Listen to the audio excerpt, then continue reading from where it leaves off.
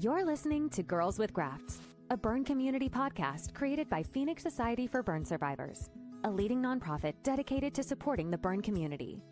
In this podcast, we'll talk with burn survivors, share resources to help with supporting and improving burn recovery, and discuss how to prevent burn injuries.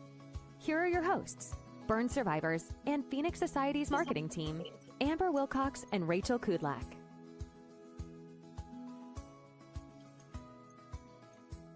Hello, everyone, and welcome back to Girls with Grafts. I am Rachel Kudlak, one of the hosts of the podcast, and today I'm joined by my lovely co-host, Amber Wilcox.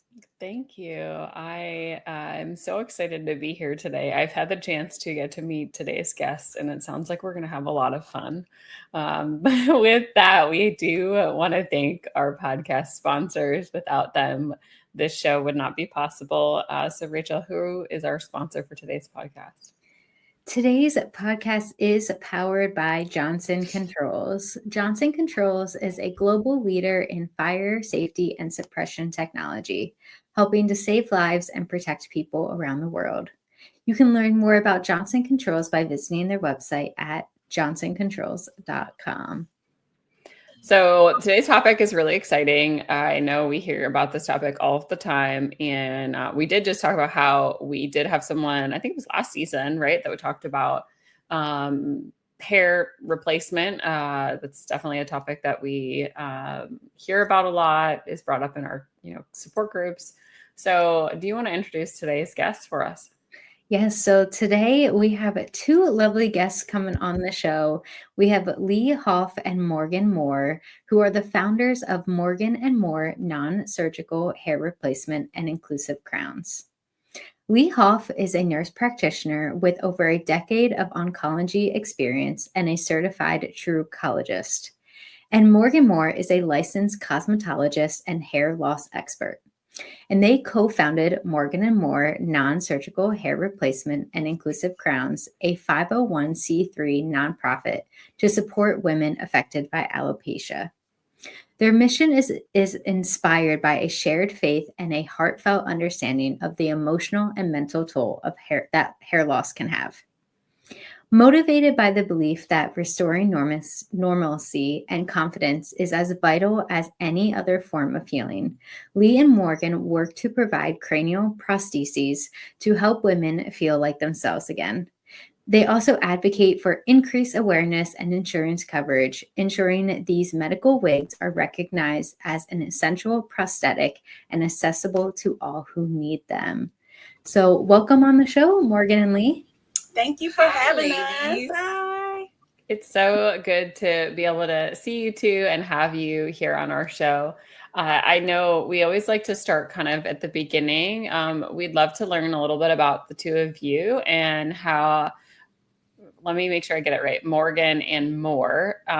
There's a Morgan and Morgan here in Florida. They're lawyers, but it's tripping me up because Morgan and Moore is very, very close to it, right? So Morgan and Moore, can you tell me a little bit more how that started and what led to the creation of the business? Obviously, I hear you're an oncology nurse, so that's probably part of it. But do you want to tell us a little bit more?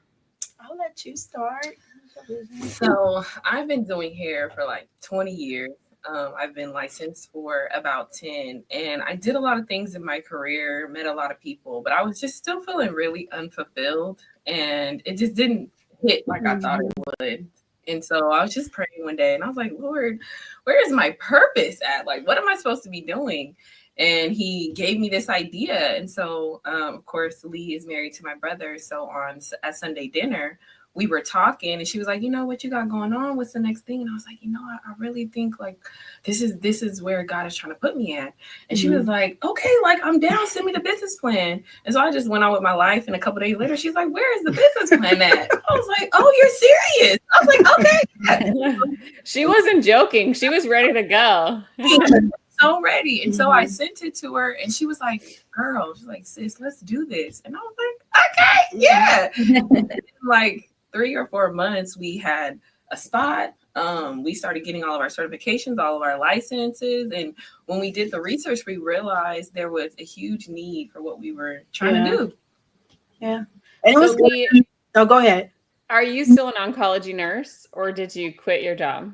I actually am a nurse practitioner, and I work Nurse practitioner. at the oncology center. And yes, I still am a nurse. I will always be a nurse practitioner, but I did quit my job 1 year into the business, just recognizing that there was a need there and just wanting to follow our passion and seeing that we really were making a difference and it was necessary. So yeah, I think I quit June 2023.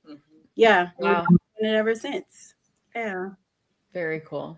And I know you shared with us, but can you tell our listeners where your business is and maybe how folks can get in contact with you as well? Sure. So we're a little bit, well, we're the greater area of where we are, San Francisco Bay Area in California. We have virtual services as well, so people can get a hold of us. Usually the best way is to visit our website, which is Morgan and More, N as in Nancy, H as in Henry, R as in Robert.com. And they can book appointments. We have free consultations, or they can give us a call at 707-563-5606. So tell me a little bit more of the population you serve. I know we talked about alopecia. We talked about cancer patients. It's funny because, and it's funny that we're having a conversation about this. I just watched Queer Eye the other day, and there was a gentleman on the latest season. I don't know if you have happened to chance to watch it yet. But he had, I believe, a cranial prosthesis put in, and he just had a bald spot in the back there. And I'm pretty sure he had something like what we're talking about. Do you also help serve populations of folks that just don't have like something hair? like topper? Yeah. So like a topper. Yes, we do. Yes. I would say that it's mostly a full unit. But we're getting more and more toppers because honestly, over time, toppers can cause more damage just with the clips. And then you already have bio hair. That's just the hair that grows out of your scalp. That's already a little bit more sensitive. And so it becomes something that you're kind of trapped in. Whereas a full unit, there's space to grow. Yeah. And I think it just depends on our client. Some of our clients have cancer. They're going through chemotherapy. They have lost their hair because of treatment, but it's going to grow back. And so they need a cap that's going to expand. It's going to be tight enough to really fit well, where they don't need like harsh glues and things like that. And also be able to expand when they're in the transition phase of their hair growing back. And just to answer your other question, we serve lupus clients. We have clients who have thyroid disease, obviously burns or exposures. Some people are completely bald. We've serviced so many. There's been some unexpected people who are like, okay, obviously genetic hair loss and things like that as well. Can you tell us a little bit about your process? So I know that was loud. Your face had made up. You reacted as I saw. What is this process of someone coming into your location, deciding what they need and like, do you send off for something to be made? Like, how does that work?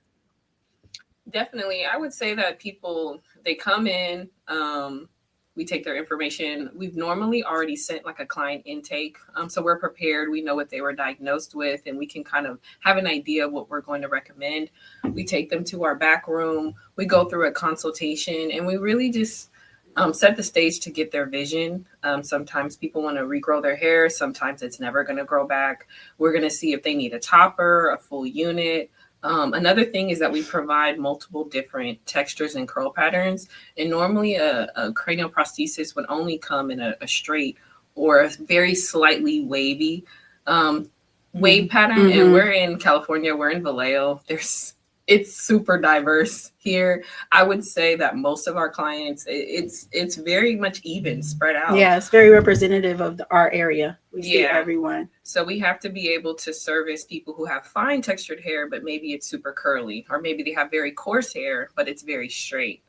So it's important to go through all of that with the consultation, see what type of cap is going to work for them. Like Lee was saying, if their hair is going to grow back, then we're not going to give them a full on traditional cranial prosthesis, which has like the silicone gripping and the nape tabs. But if someone wants to possibly regrow their hair, or they have a little bit of hair, we can just change the cap to help them. Yeah. And what happens in the back is we take a lot of measurements. And we're making sure that we're considering exactly what's going on with that client. We don't just work with we have a few people that we work with that help us achieve the vision for that client. Yeah. So we've done many different unique things, and that's what's helped us to grow, because we recognize that this is our client's journey. It's very unique, and what they need is unique. So it's not a one size fit all. So that's the reason for the consultation and really talking to the client about what's important to you. Do they have personal summers? Do they want to be able to get in there and scratch? Things like that. So we take that into consideration, and everything is custom, and we do send out, and then it comes back in and we modify and install it ourselves. Yeah. Well, Morgan does. I do. I have an amazing assistant, and I look forward to the day where it's just her. So when we're talking, from what I saw on your website, you also do hair loss solutions, right? Is there an instance where you'd recommend one over the other? Yeah.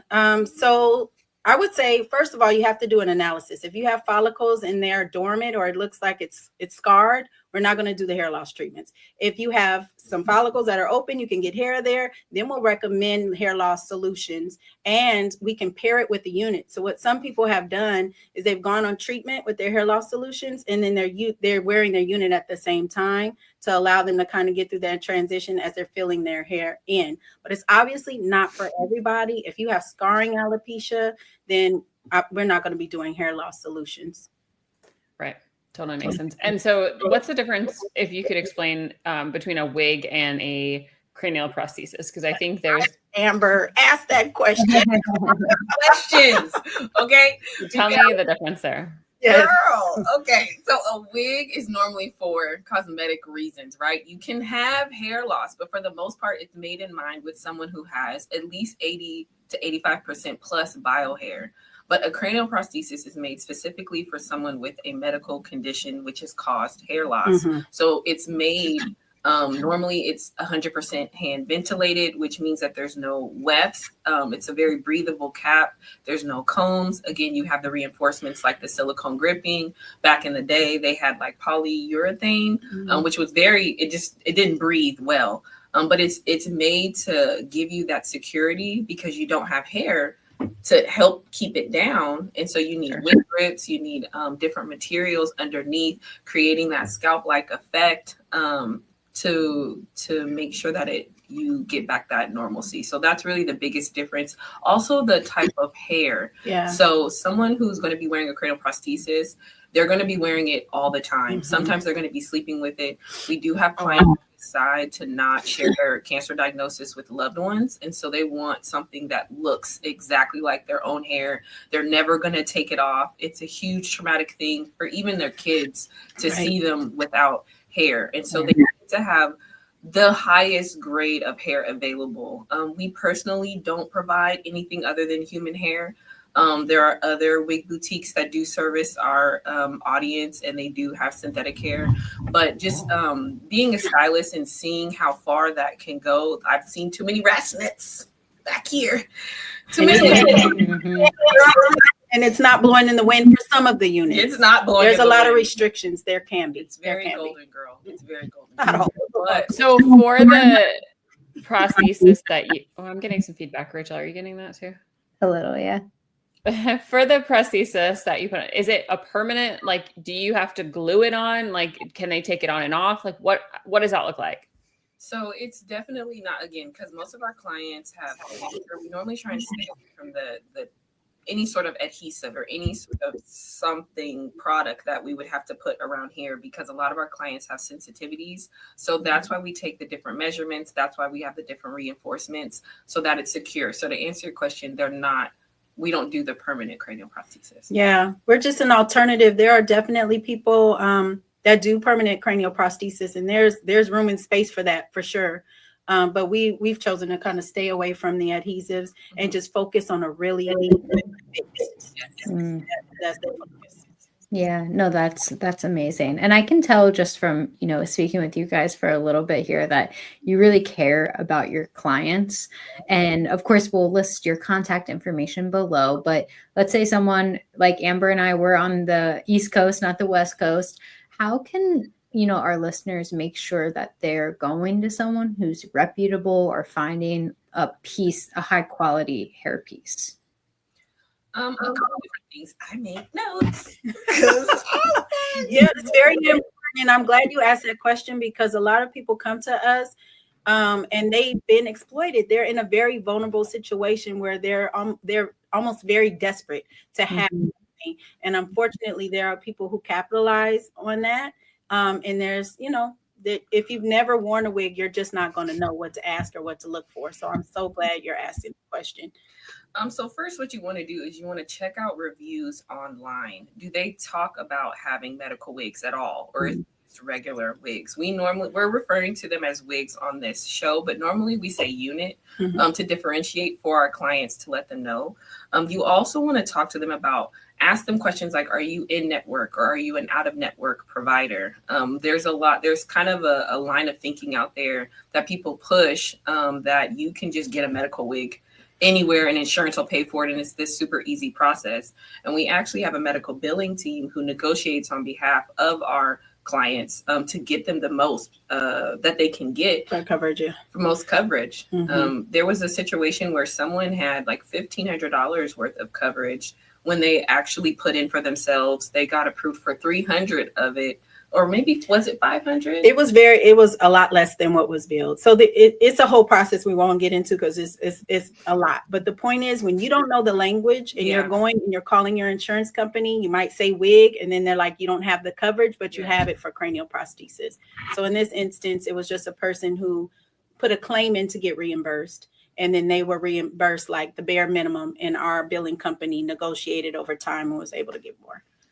Yeah, I know we had this conversation on our show with Gina Russo, I believe, Rachel, where it's crazy that it's something technically medically necessary, but like it is something that will improve your quality of life. Okay. And the fact that insurance doesn't recognize it as something needed, right? And there are crazy things that you can get approved through insurance, but something like this that seems like simple, right? Especially for a burn survivor. I know it is a hurdle to try to get it. So it's wonderful to hear that you guys are trying to help make strides in that area. Yeah. And I didn't want to cut off all your beautiful notes. Did you want to say what else people should look for? It really does boil down to language, understanding what it is, whoever you're going to, what credentials do they have? Have they done this before? Have they serviced this before? Do they have a private area? That's one of the biggest things, because with medical hair loss, you just need that privacy. But if they're out and about in a salon, or maybe they have a back room, but people are able to come in and out during your consultation or your appointment, these are all red flags. Like I said, while there are other wig boutiques who do provide synthetic hair, normally a true cranial prosthesis is going to come with 100% human hair that lasts, and where you go has the ability to provide repairs. So you guys provide repairs if something were to happen to that prosthesis? Yes. Now, what it is, depending on what it is. For the most part, we can. But if they've done damage beyond, there are times where it's just like you need a new unit, obviously. Sure. No, tell me, I know growing up, we always grew our hair out and like cut it off and sent it off. Is that something that is still like important for these cases? Like, do you guys source from a place that will take donations? Can you tell me more about that? She's telling me yes. So we're so excited because we're going to begin to partner with someone who makes bio hair units and also collects donated hair. And so we're actually just starting like this initiative to go around to salons. I talked to somebody the other day and talked to the stylist about how to cut and package it and send it off. So that is a new service that we'll be offering, and we're very, very excited about it. Our particular partner, it's 14 to 15 inches of hair in order for her to get the donation. But yes, we're super excited about that. So if I wanted to grow out my hair 14 or 15 inches, I'd have to have that much, cut it, and then there's a specific way to package it to be able to send it off. Yeah. Do you guys have organizations that you recommend that we can maybe put in our show notes in terms of like we have someone that is interested in donating their hair? I would say to contact us if they can. And then that way we forward them to the right person in their area, and work with our partner to kind of make sure that we're doing it right, because it's not just cutting off your ponytail. There's specific ways that you want to cut the hair so that the cuticles are in alignment. So when we make the unit, it lays really, really beautifully and naturally. That's amazing. Okay. Yeah. Well, definitely. I think that's a wonderful opportunity, especially for those that want to give back and maybe have hair that they want to donate. That'd be great. That'd be just so you awesome. know, Amber, people want your hair. They want the dark brown. Do they? Yes. It is. And I'll tell you what, this hair is straight like this. I didn't even do it today. Like this is, I normally straighten it, and this is just what it is normally. Now, that's a good question too, though. I do color my grays. Do you take treated hair, or is it only like natural hair? I think the preference is natural. Yeah. There are times when treated is okay, but it just depends on the process that has been done. I think that if somebody's willing to grow their hair out, we can do a consultation with the specialist to make sure that, hey, this is my hair. Does this look okay? Do you feel like this would make a good donation?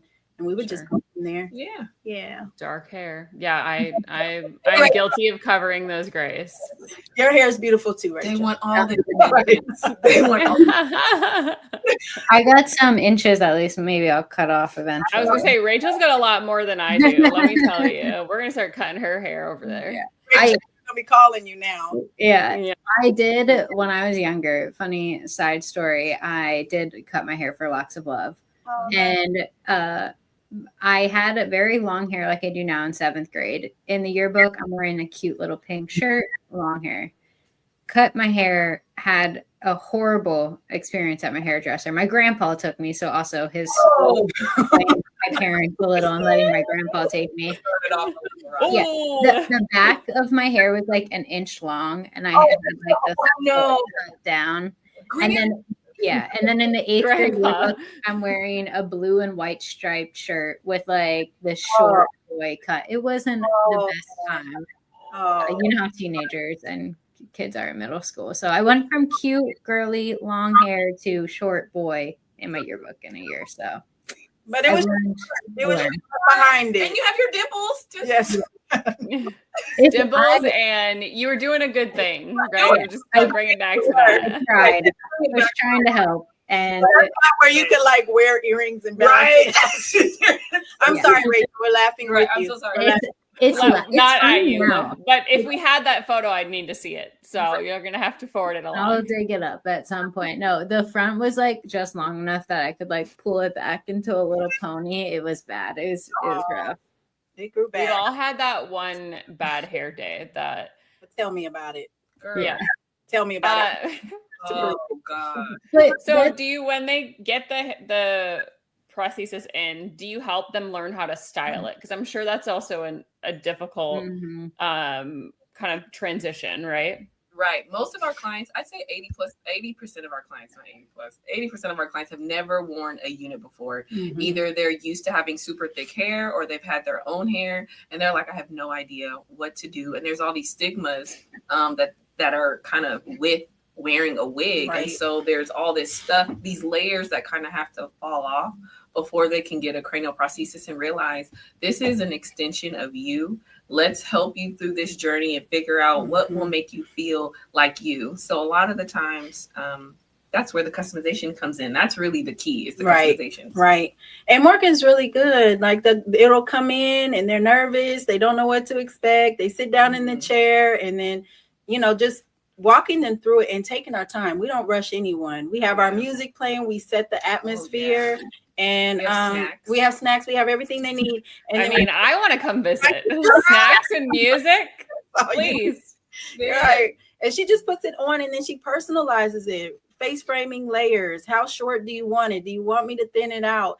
And by the time they leave, they're like playing in their hair again. We have a big mirror right here on the outside, right? And I'll catch them like, just flipping their hair and really feeling like very good, more like themselves. And that's what they say. Like, I just feel like me again. It's a really beautiful experience. And I'm so glad we have the private area to be able to really do that. Yeah. Mm-hmm.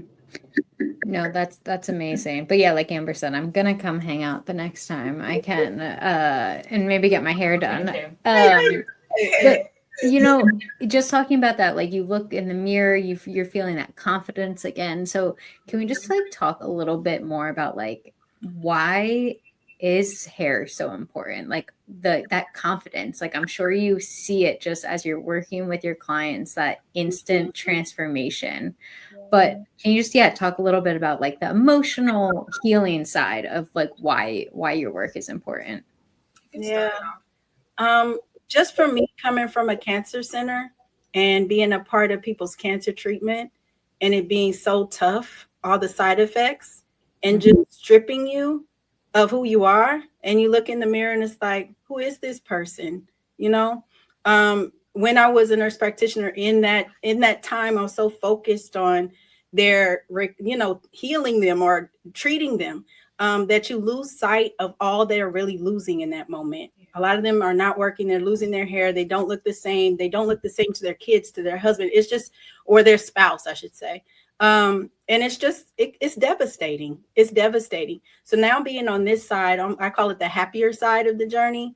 It's being able to restore that normalcy and restore that confidence. And people come in tears. People are shedding their hair here. Yeah. A lot of, they're losing hair in the chair. It's very emotional. But then when you see the other side of it, when someone's considered what they want and they're able to take control and say, this is how I want my hair to look. Here's a picture. This is my vision, being able to actually have that control. And then when they get their unit on and they can see themselves again, it is a beautiful thing. And then when their family sees them or they video, they're like FaceTiming their family, and the tears and the joy and the smiles that come. Our clients are really our family. We've built a lot of long-lasting relationships, and people who actually advocate for what we're doing when we can't go out, they're talking about us. So that means a lot to us. But we've seen so many transformations from the inside out, because it's hope. It really is a hopeful thing. They lost something and they're getting it back. And we've seen people like recover from their cancer. And, I know they're getting treatment, but I really feel like this, being able to have that control and look like yourself really is through their journey of treatment and survivorship too. Yeah. And keep going. No, go ahead. Oh yeah, I would just to piggyback on that. A lot of people, when they express how they feel, they're made to feel vain. Yeah. Like, why would you want? But it's like your hair, especially as a woman, like it's your crown. It's how people see you. Like they tell so many things. Yeah, based off of what your hair looks like. And a lot of the women that come are pillars in their community, in their families. People look to them. And so when they lose their hair, they lose a lot of themselves. And I found that just by helping them to understand, like, you're not being punished for something. Like, this happened to you. This doesn't have to be your identity, but you have people here who can advocate for you and can help you in this way to get you back to feeling like yourself. So a couple things are happening. They realize that they're not their hair, but they also realize it's more than just hair. Right. Like there's something else going on. So like Leah's saying, when their hair is coming out in the chair, or maybe they're going to get shaved, you know what I mean? To kind of get ahead of certain processes. Doing all that sheds all of that. And there's sort of this renewal, this rebirth. Yeah. So when we give the hair, it's kind of like, okay, like I'm still me. I can still be me without this thing. And so now it doesn't really have the power. You have the control back. Right. And now you feel full. And so when you're fully you without all the extra baggage that can come with the bad side of having hair. Does that make sense? Yeah. Yeah. No, definitely. I'm sure this is a very emotional practice for you both. I think I heard you say your sister-in-laws, so your family also, right? Which is good for you. Like you guys must be pretty close to and dealing with one another. But I want for a moment to understand like how you cope, right, with like what is such an emotional journey that you're on with your patients, right? I know you said faith played a big role in that, but do you want to talk for a moment just about that in and of itself, right? How are you also helping with your self-care as well? Did you want to go first? You can.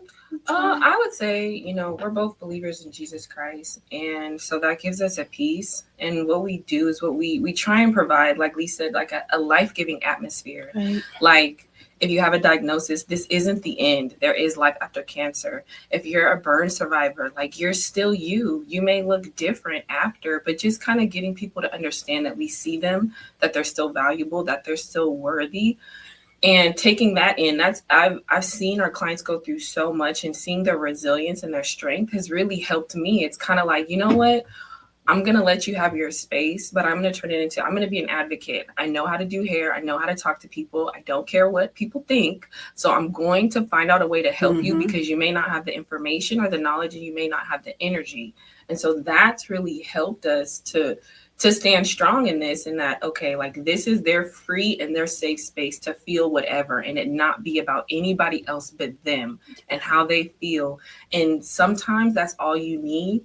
And then once you get up from that place and you see that you have support, it's really amazing. We've prayed with people in here. We've cried with people in here. We've known people who have come here. Unfortunately, some people that we have known have passed away, but the people who are still here, it's an amazing rapport that's built, and that's really what strengthens us. It's like, I get to help. Agree. Yes, I completely agree with that. Just being in a cancer center again, loved my patients, a lot of loss, a lot of triumphs, but here it's different. It is different. It's more restorative, and it is restoring me, because we realize how fragile life is, and that regardless, today is today. We have today, and we're going to live our life. Yes. If you want your hair, you want to dye it, you want to look a certain way, why not? Why not? And women, just ourselves, this is what it's taught me. We tend to take care of everybody else but ourselves. Yeah. It's like women, we wait till we retire, or maybe our kids are gone, and then we start trying to think about what it is we want to do for ourselves. But I feel great and empowered by the women who come in, who have made a choice. Like, I don't care if people think I'm vain, or this is important to me and I'm going to do something about it. And then we could support them on that. Like, yeah, girl, what do you want to look like? Right. Like, let's do it. Let's ride it. And that's helped me to live my life in a way that's like, you know what? Life is not promised. I'm not going to hold off till tomorrow to do things. Like, that's the reason why I quit my job. It's like, I can always go. I'm going to always be a nurse practitioner. I can go back to that if I so choose. But I might not get a chance to serve people in this way, in the way that we want to, because we own this business. Right. And we can encounter and express ourselves the way we want to. So it's been beautiful. It has changed my life. It has changed our lives, being able to serve people the way we want to. I love that. I love that so much. And like I said earlier, like I can just see the passion and hear the passion that both of you have for serving your clients. And I think that's so, so important, especially for our survivors listening who are, looking whether they can come to you or looking for a local provider, just finding someone that cares as much as both of you clearly care about helping others. Oh, thank you, Rachel. Thank you, Rachel. I've never had a Rach in my life. Oh no, Amber's mute. Oh no, I'm missing out. I heard you say virtual consultation. Is that correct? Yes. So can you do all of it from start to finish, from where you are and where I am, as if we were doing that consultation? So you needed to assess everything, measure whatever it is, and help me get a replacement. If someone doesn't want to go to a local provider and they want to go with you guys, they can do that. Is that correct? That is absolutely correct. We've had people in Texas, Connecticut, different places in the United States. We send out kits where you measure yourself, and we do virtual consultations to walk you through everything. I would say we can do every single thing except for personalize your unit on you. So a lot of people have a stylist already. So we'll do light styling, or Morgan will, like a light cut, light styling, because if you want to bang, we don't want to cut a bang. Right. And then it's up here. Looks like Rachel after that, that haircut. That's what we don't want Rachel cuts. No offense, Rachel. Team Rachel. But yeah, we can do everything. And then the other thing is we offer complimentary insurance verification. And I think that's very important to mention, because just being a provider and calling them is frustrating enough. Can you imagine you're going through certain things and you have to call and be on hold and ask questions and say the right thing? It's just too much. So we have people that do that for us. So I would encourage anyone who's interested, just give us a call. It's a free consultation, free insurance verification. If we can't help you, we are not in the business of trying to just sell you something. If it's not going to work, we're definitely going to say this is not a good fit and try to refer you to someone else. So you really don't lose anything. I want people to be encouraged to call, because a lot of people just kind of sit and suffer and like tell themselves a story. Yeah, they don't. They're scared or they're nervous or they're, you know, a little skeptical. And you can't lose by just calling and getting more information. Is there a time where cranial prosthesis is not a fit for someone? Can we go through that? I know that's probably a difficult one too. No, absolutely. A cranial prosthesis is normally not for someone who has more than 10% bio hair, or they're going to regrow their hair just because of all of the reinforcements that come with a cranial prosthesis. So that's what we have is a customized unit. We don't call it a wig because there's still all these customization features, and it's still made for someone with a medical condition, whatever that is. And so we have different people on our team that we speak to individually, depending on what it is that they're going through, like Lee was saying, and we find a cap that works for them. And so not all of these caps are readily available on the market, or people know about it. So to answer your question, we normally get them a customized unit, or we get them a topper, or we're building relationships in the hair loss community to refer to others to make sure they get what they need. That's awesome. Yeah, that is great. I know we touched a little bit on the insurance side, but I would love to talk a little bit more, because that honestly is one of the biggest barriers for our community. Is a lot of survivors have hair loss, but then can't get the insurance coverage, and unfortunately just can't afford, whether it's a wig or a prosthetic or whatever, a topper, whatever it may be, just can't afford it. So can you talk a little bit more about the insurance process? I know you're a big advocate for getting better insurance coverage for, you know, not just survivors, but anyone. So yeah, can we just talk a little bit more about that? I could talk all day about it, but I was because it's so unfair. This is a prosthetic. And if you are missing any other part of your body, even regardless of function, right? In order to be made whole, other prosthetics are covered. But cranial prosthetic is like, there's a gray area, and there are some states that cover it and some private insurances that cover it.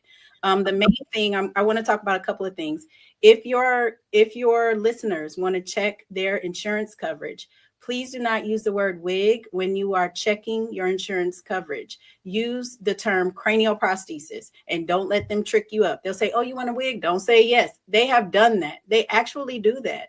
And then the code, usually it does change, is A as in Apple 9282. That is the CPT code. If they really want to go in there and make sure that it's covered, they can check that.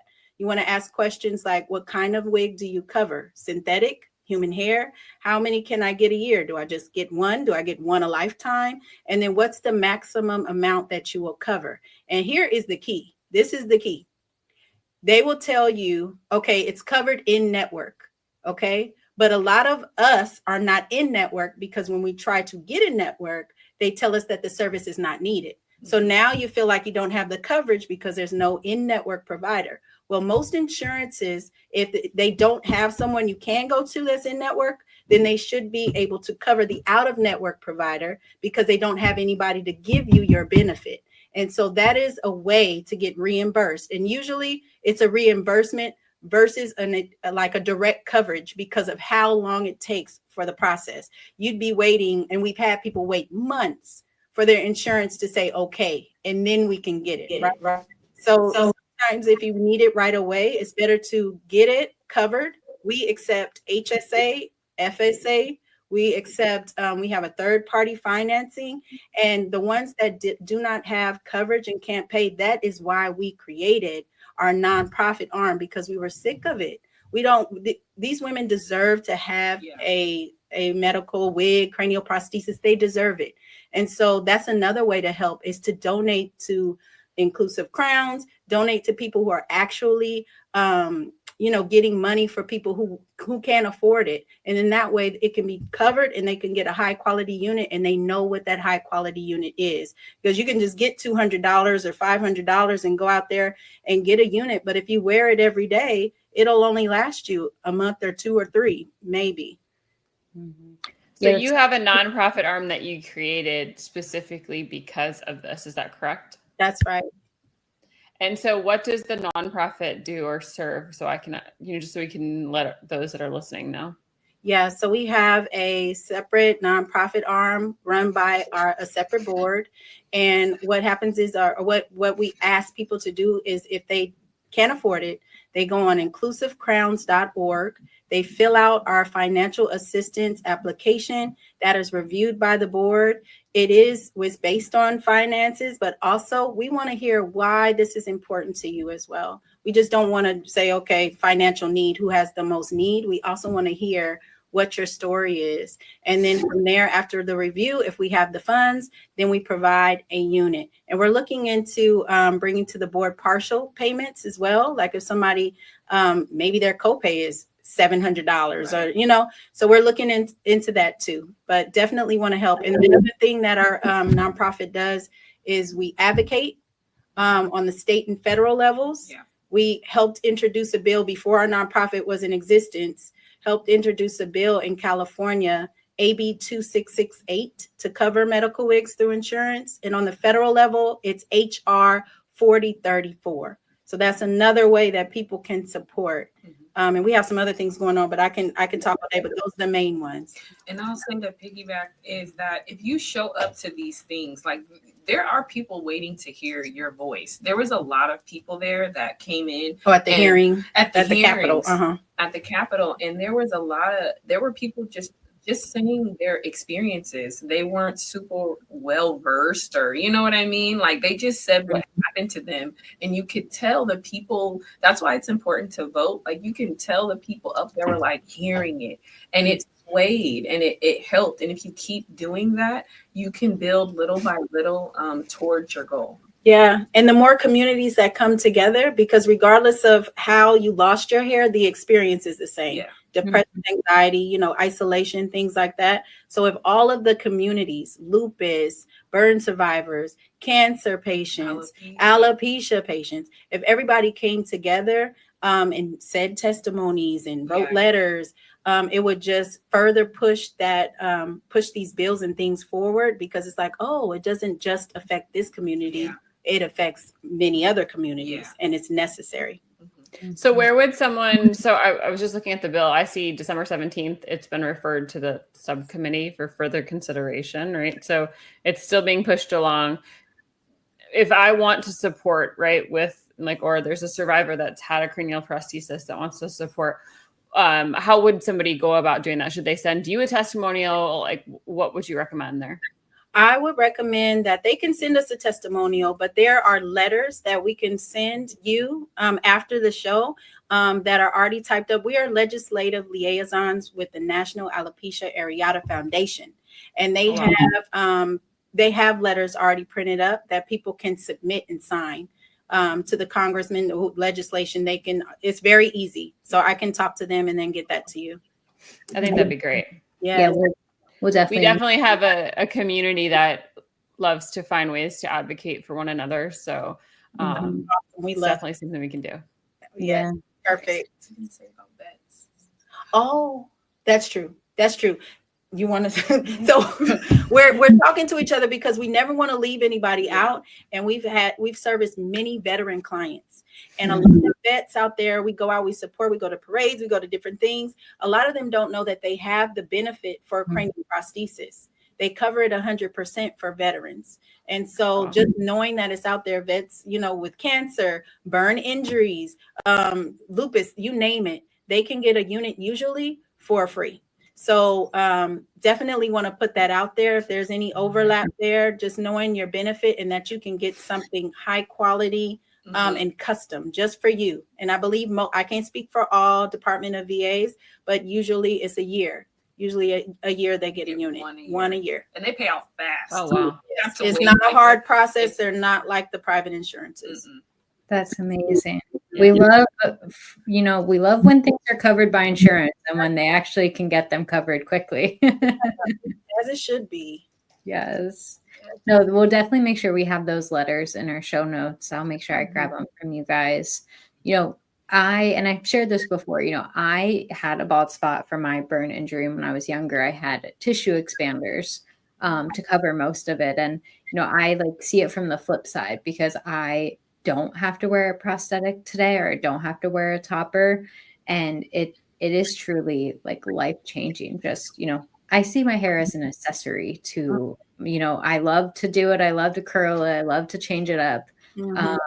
So I think that's such a great point for our listeners too, if, whether they've had hair loss or not, but just kind of talking about the flip side of, how it really does boost your confidence and that emotional side of healing.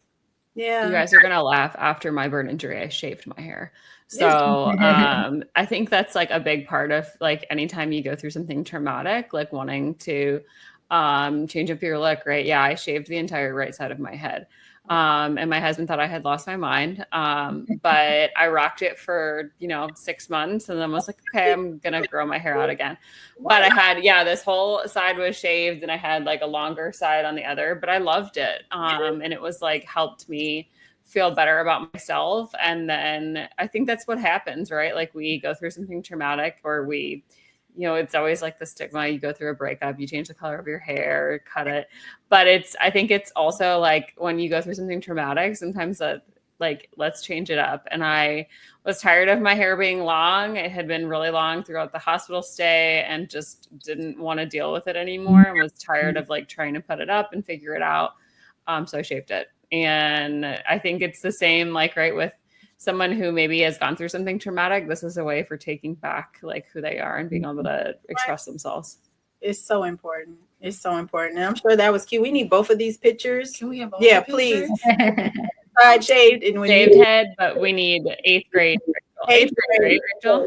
Yes. We'll try and get those. I need 8th grade Rachel. So, I want to know what's next for your business. What else are you working on? Is there any exciting projects or things that you want to share with our community? Yes, Amber. Yes. Innovation. That's what right. we're That's working what on. Innovation. You can. What are you gonna say? Go ahead. So basically, we are writers for our clients, and when we find out that someone needs something and it's not out there, it's okay, let's make it. Mm-hmm. So we happen to have a burn survivor come, and her prosthesis were hooks. So it's we never thought about how you would put on a unit. Mm-hmm. So it's we in there. We in there. We are about to find a way for them to put on their unit. So that's a big thing. Did you want to talk about the training? Oh, yeah, sure. But yes, innovation is up there. We always want to take their experience and then make something that works for them. So yes, but through the nonprofit, what we're wanting to do is because of our own experiences. I was a single mother. You are a single mother. Yeah. And in our area, there's just a lot of young women who have the talent to because wigs are everywhere. They're on your favorite celebrities, your favorite influencers. And so a lot of girls and women are wearing wigs just for cosmetic reasons, and they know how to make them look real and dye them and do all this stuff. And we'll be like, how cool would it be if we tapped into their passion and their skill set that some people are actually in the business capitalize on these young girls and how they do things. How cool would it be to train them up to do what we're doing, and so that we can have a workforce, and also so that they can have their own business. And really what we see for the future is a bunch of Morgan & Moores, or a manufacturing company where the heart is there. We're considering our clients. We got all these unique caps and different ways of doing things. And then we have these young mothers and, young women in the community who are using the skills they already have to make these units for everyone. It's just this cycle of giving back to those who need it. And then we're creating livable wages and a workforce that can actually thrive in California, because it's expensive to live out here. Yes, it's very Sure is. That's why I'm not there.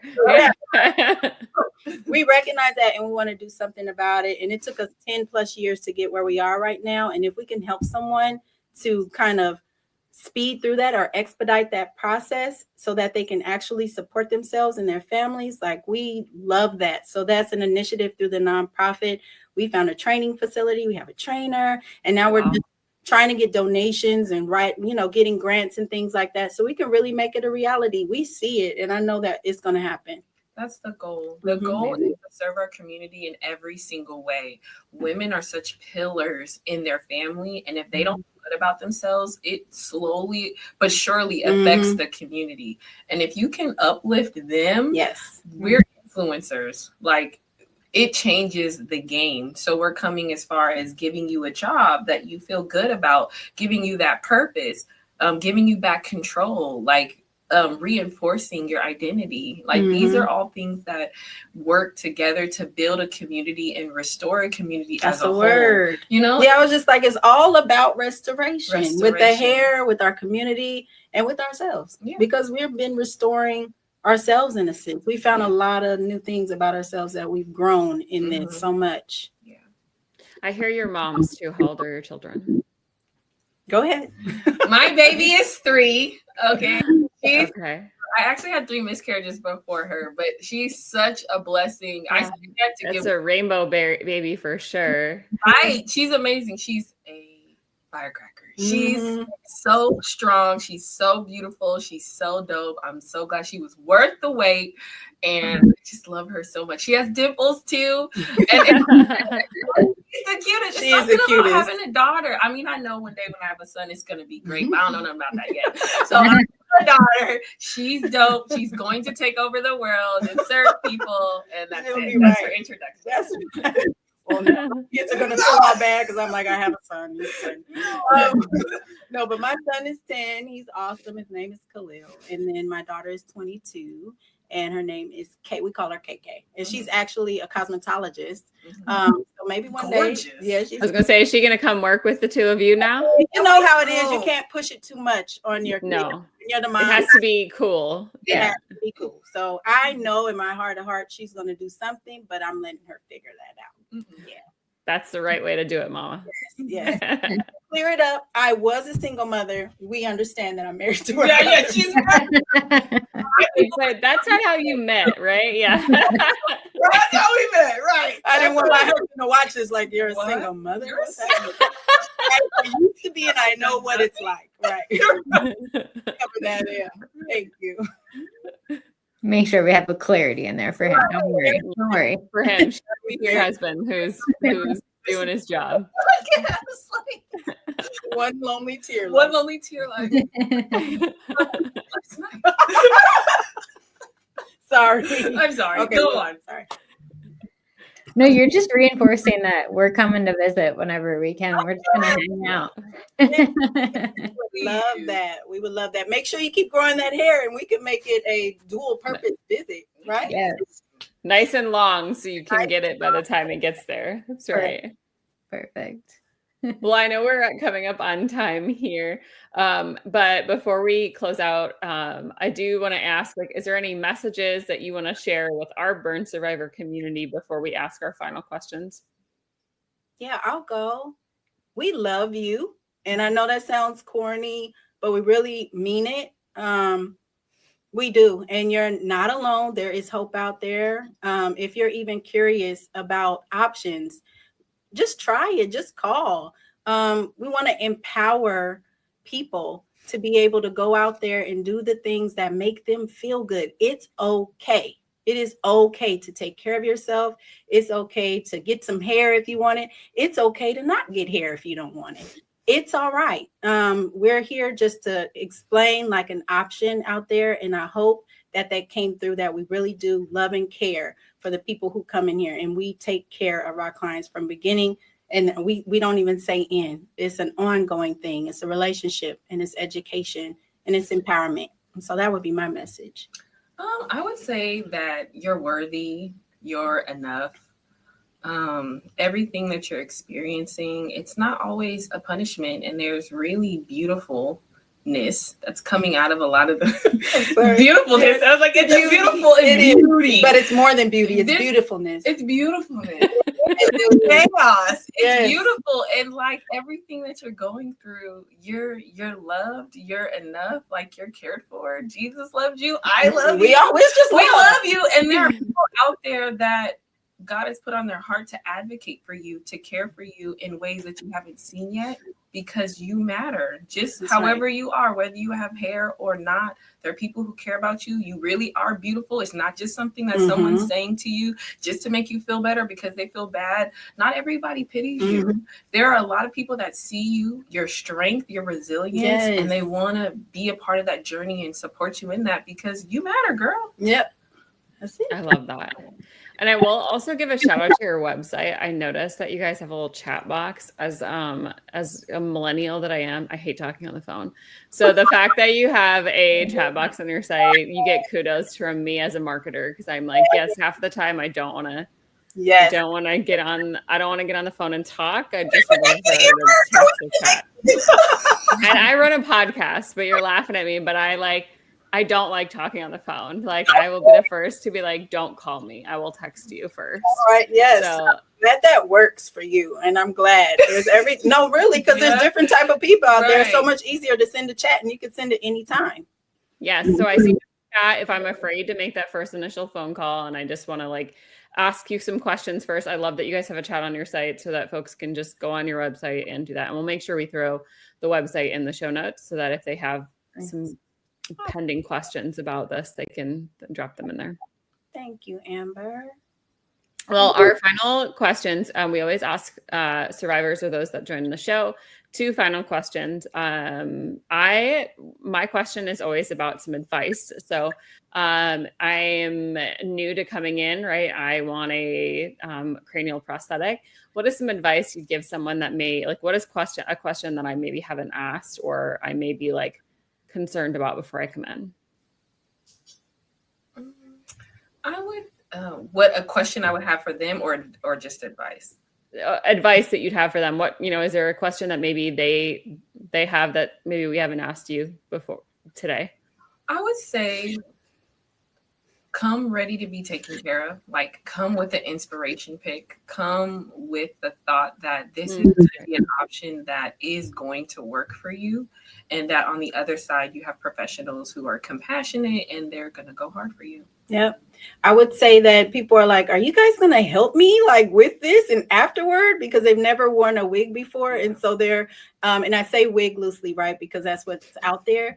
So my advice would be ask all your questions. And then for Morgan and More, we support you throughout the journey. We do maintenance. You could come in for a special event. We style it. We refresh it. So you never really have to be alone. And then we have a book that teaches you everything you need to know about your unit. And hair is different. If you have straight hair, you're going to treat it different than curly hair and wavy hair. So we walk you through all of that. A lot of times through treatment, people make you better. And then you go home and you're like, no hand holding, no help. I'm confused. I'm lost. And so that was very important for us to make sure that we built that in with the ebook and then making sure we call our clients. We check on them. They call us. They ask us questions. There's no silly, stupid question. We're going to walk you through it again, even if we've gone over it a few times. So that would be my advice. I love that. That whole, from start to end, that journey and throughout is so, so important. Especially, if you're going through the process of trying to get insurance covered or if you're paying out of pocket for it too, you want to make sure you take good care of what you're getting done. So I think that's so, so important. Mm-hmm. Well, with that, it is time for our final question, which is our Phoenix Partner question today, sponsored by Johnson Controls. So their question is, what is one thing you hope our listeners take away from our podcast today? We've said so much. What do we want? We love you. Yeah, we just want you to know that we're advocating for you. We're here to support you in your journey. You don't have to be alone. A lot of the times, the first step is the hardest step. But once you get past that wall, you realize it's really not so scary over here. And you have people over here. We have snacks over here. Yeah, virtual snacks have me in the door right away. I want to know what kind of snacks, though. It's very important. We had what kind of snack? Madeline's because we're bougie. Yeah. Madeline's. What was the other one? I missed the other one. What's the other grit? Wait, what was it? We've had granola bars, chips, the good trail kind of mix, chips. apple chili crisp. cheese Frito chips. And we Oh, I'm in. too. We do healthy things too. We have a montage of things based on what you want, because a lot of times people want you to, eat the healthy stuff, but every now and again. I'll put in my request before I get there. Is what you're telling me. Yes. Put in Yeah. we have tea and we'll go get everything. Yeah. We do a lot of eating. I'll take the Fritos. I heard Fritos. Madeline had me anything sweet, so I'm all in. Yeah. Well, you guys are awesome. I think all I'm missing is a nap. Like, I love snacks. I love feeling good about myself, but then I also would like a nap. So I think that's one end. Incorporate that in. We need to have a reclining chair that goes a nap room. Yeah. And then a blanket warmer. A lactating room. Getting too many ideas. Right, you're right. There we go. We're ready. Well, it was a pleasure getting to know both of you, and we will add all of this into the show notes. Thank you so much for joining us today. We really appreciate it. Of course. You're so welcome. Nice meeting you, Paul. Bye. Nice meeting you too. Bye-bye. Well, they're really... Thanks so much for tuning in to this episode of Girls with Grafts. If you are enjoying this content, please feel free to rate, subscribe, and leave a review wherever you listen to your podcasts. This helps others find the show, and we greatly appreciate it. Thanks again for listening.